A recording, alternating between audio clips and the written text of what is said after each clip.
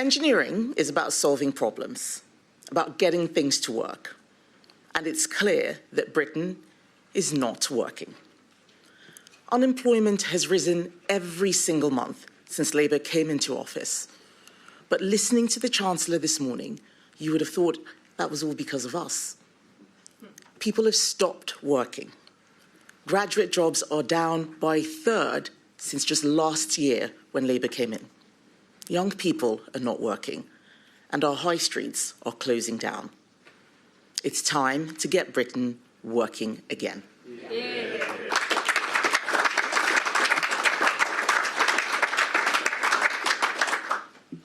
Everywhere you look, the people who keep this country going feel that they are being punished, not rewarded, for doing the right thing.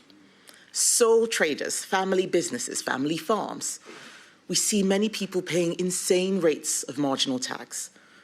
1 in 3 hospitality businesses are trading at below break-even. I had a roundtable with oil and gas businesses in May, and one of them told me that the windfall tax taxed 102% of their profits. Yes, you heard that right, taxed at 102%. Britain has stopped working because for too many, it has stopped making sense to work. No one should be taxed at 102% of profits. I mean, I know nobody in Labour has run a business, but still. Far from solving this issue, Labour seem intent on making it worse. At best, they have given up. They are managing decline. It doesn't have to be like this. And I'm here to tell you how we can fix it, how we can get Britain working again. This morning, we saw the extraordinary spectacle of a Chancellor, just days before a budget, rushed into a panicked speech. We were told that this was the great moment when Labour would show they had a plan for growth. Instead, what we got was a masterclass in managed decline. A Chancellor claiming she was just going to set the context, but instead of clarity, business leaders are none the wiser, investors are confused, workers are anxious, because the truth is, Labour doesn't have a plan to get Britain working again. Yeah.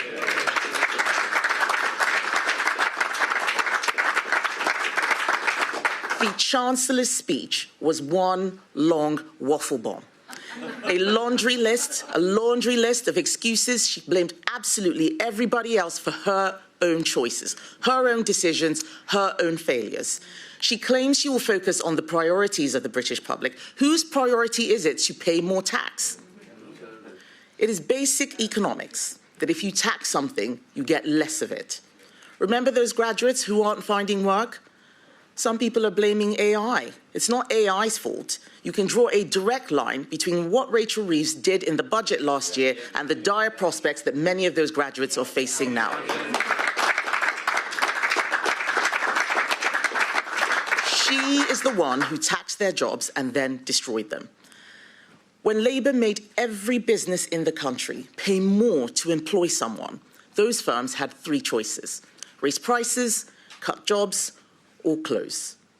And the impact of all 3 of those choices is why growth has flatlined. What began as Labour's idea of fairness, to take from the unworthy private sector and give to the worthy unions, has made life harder for everyone, especially those doing the right thing. But we have a plan to fix this. But that plan means Rachel Reeves doing the exact opposite of what she has done so far. To get Britain working again, we need to scrap the windfall tax to get our oil and gas industry working, scrap the carbon tax, take up our cheap power plan to get our manufacturing industry working, scrap the family farms tax, scrap the family business tax to get our farming industry working again. That's what we would do. But most importantly, what we are going to do is get people off welfare and into work.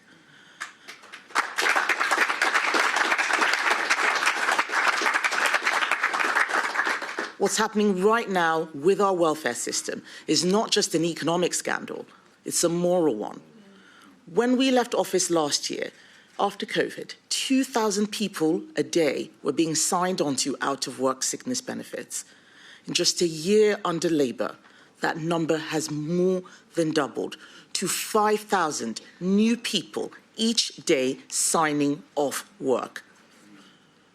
We have tried to help Labour fix this. When they started a bill to make savings on welfare, we offered them our votes in Parliament, but they didn't want them. They'd rather try their backbenchers instead. And what happened? They managed to pass legislation guaranteeing that the sickness benefits bill would rise to £100 billion a year. In fact, Labour backbenchers celebrated. Why? Because they are too scared and too weak to make difficult decisions. They kicked it into the long grass, set up the Timms review, which would try and find some welfare savings. And what did we hear? Last week, we heard the government has now quietly giving up on making any savings at all in this review. Labour believe that they're being compassionate. What is compassionate about writing off millions of people off for life, many of them young people? There will always be a small number of people who do need support. But right now, a generation of young people are being told that instead of challenges to overcome, they have disorders that mean they should never work. This isn't compassion. Even those who have been dealt an incredibly bad hand in life can do incredible things. They can own a home, they can start a family, they can run a business, and many do. But if sickness benefits pay more than the minimum wage, you can understand why someone who's lacking in confidence might not take the risk. Why even bother to get a job? We want to get these people working again. It will help them and it will help us. Not least because for too long we have relied on immigration to do the jobs Brits won't do. It's been damaging social cohesion. Instead of getting people into work, Rachel Reeves is going to put taxes up. And Reform's position is just more of the same. They are also addicted to welfare with their pledge to lift the two-child benefit cap. It is not sustainable and it is not serious. Only the Conservatives are committed to ensuring that we get on top of public spending, and only the Conservatives will fix our broken welfare system. We have already announced our plan to reduce eligibility for lower-level mental health issues, to make sure people coming to this country don't qualify for benefits, to limit motability vehicles to people with serious disabilities.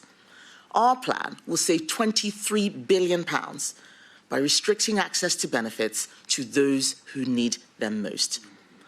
And if Rachel Reeves had any sense, she would copy and paste every one of those ideas. We know she's good at cutting and pasting. But we will keep going. Our plan is just the beginning. Each young person not in employment, in education or training is costing the economy nearly £200,000. There are now 1 million of them under Labour.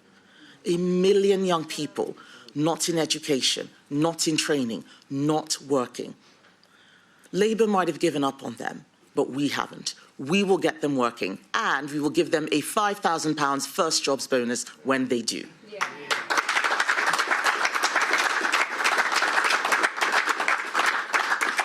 This isn't just about economic growth. It's also about fairness, ladies and gentlemen. Everyone in Britain says they want to live in a fair society. What does that actually mean? Labour talk about fairness in the language of Robin Hood. They think those who have taken from those who don't have. They talk about those with the broadest shoulders, never worrying about the limit of what those shoulders can bear. They talk about fairness for working people, but they can't define what a working person is. They think that what they're doing is righteous, but they're wrong. What they are doing is making everyone poorer.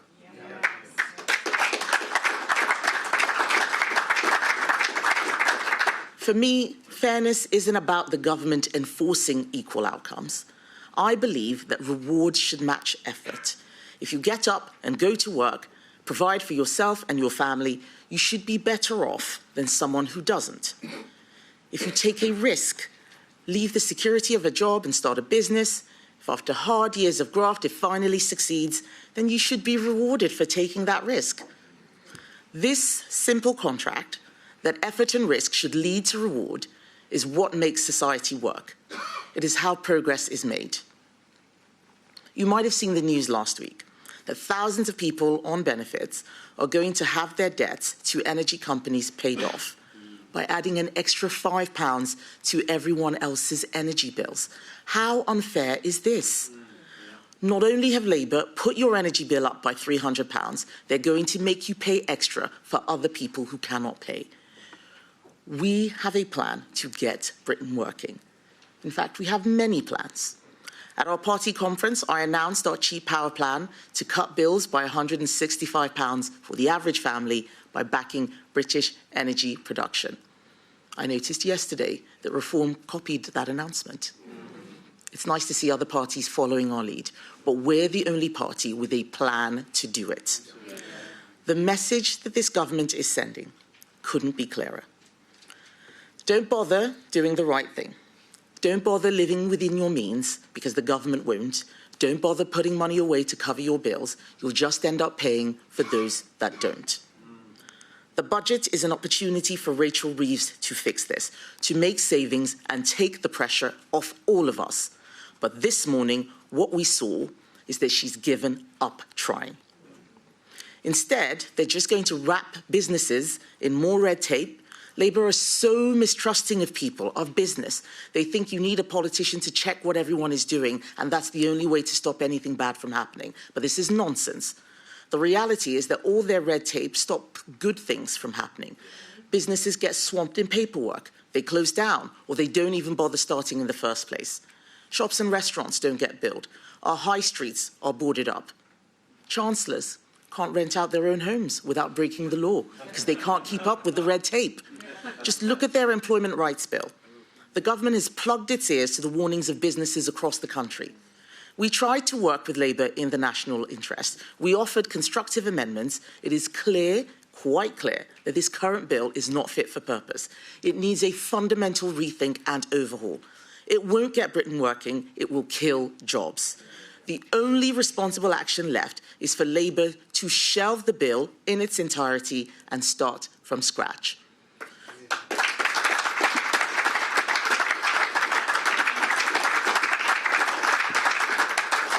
What they should be doing at the budget is withdrawing the Employment Rights Bill altogether before it becomes the Unemployment Act. And I understand Keir Starmer's thinking. He thinks making it impossible to ever fire anyone is good news for workers, that it will protect them. It'll protect them from evil businesses. But actually what Labour don't realise is that these rules just mean people won't get hired in the first place, especially young people, especially disabled people, especially those currently on welfare. And that is why Conservatives will repeal all of the stupid measures in that bill.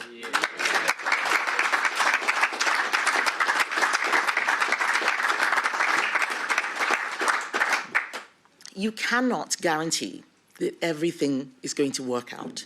You have to allow people to make mistakes, allow people to change their minds, take a risk if you ever want to get this country working again.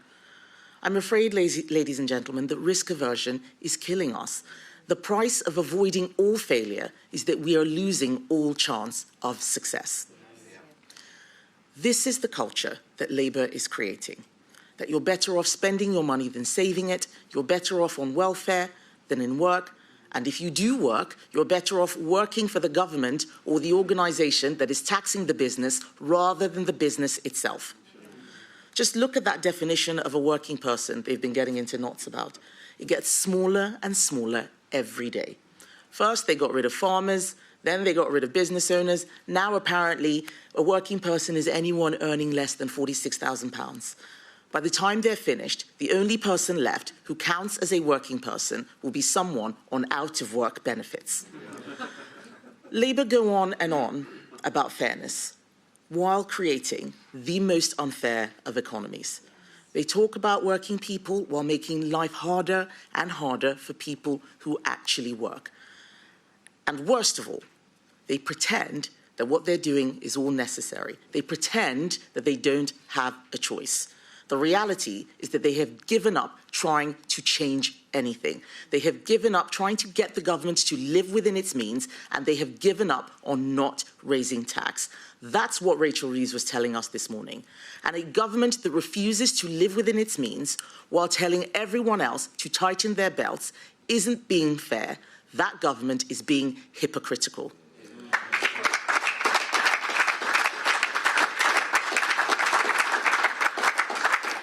Getting the government to live within its means is not austerity, it is respect. It is respect for taxpayers who already give enough. It is respect for the small business that can't just pass on losses to someone else. And it is respect for the next generation who we want to inherit opportunity, not our liabilities. There is only one way out of this decline. We need to get Britain working again. And you do that by making it make sense to work. The £47 billion of savings we identified aren't random, and this isn't about paperclips in Whitehall, and they aren't cuts to hospitals or schools like Rachel was saying this morning. She clearly hasn't read our plans or looked at our record in office protecting schools, protecting the NHS, in the same way she didn't bother reading the rules on renting out a property. She needs to pay attention. So let me tell her what our £47 billion of savings is yet again. Those savings will come from money that is being paid for people to sit at home. Money that is going to those quangos that are wrapping businesses in red tape. It is money that is going on degrees that leave people with no skills and no opportunities. It is taxpayers' money that is making life worse, not better. With the money we save, we will do two things. Under our golden economic rule, at least half of the savings will always go to reducing the debt burden for our children and grandchildren, because we are the only party that has ever cared about fiscal responsibility. And with the rest of the savings, we are going to get Britain working.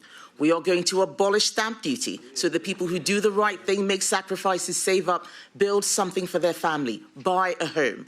And when they buy a home, painters, decorators, all those people who get out of bed in the morning will have more work. People who run furniture shops and DIY shops will have more customers. Our high streets will be busier. And to help the high street even further, we are going to abolish their business rates. Business rates for pubs, cafes, shops. Instead of putting their bills up, we are going to cut them. We are going to make life easier for all of those people, because what they do is work hard. And their work makes people's lives better. Those people deserve our support. And when they have more work, that will need more people to do that work, people with skills. So we are going to double that apprenticeship budget, making sure businesses have the skills they need, rewarding young people who want to get on in life, and giving thousands of people a path off welfare and into work. That will reverse Labour's tax doom loop.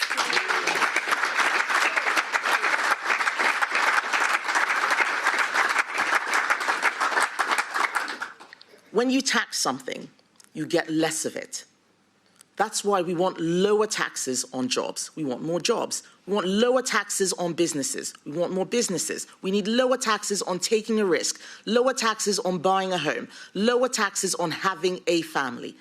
And we will get Britain working by rebuilding the contract between government and citizen. Those of us who are adults have a duty to act like it. Fiscal responsibility is not cruelty, it is care in its truest form. The kind that thinks beyond an election cycle, the kind that refuses to harm the next generation for the convenience of this one. Fairness is about effort matching reward. It's about people who work hard doing better than those that don't. Fairness is about equal opportunity, not equal outcomes. It is about taking responsibility and being trusted to get on with your life. And fairness is about living within our means so our children don't pay for our debts. That is the fairness that we are going to rebuild our country on. And we have a plan to do it. Cut government waste, cut welfare, get people into work, abolish stamp duty, cut business rates, slash red tape, create jobs, double apprenticeships, deliver cheaper power, because when work pays, when business grows, and when government lives within its means, Britain works.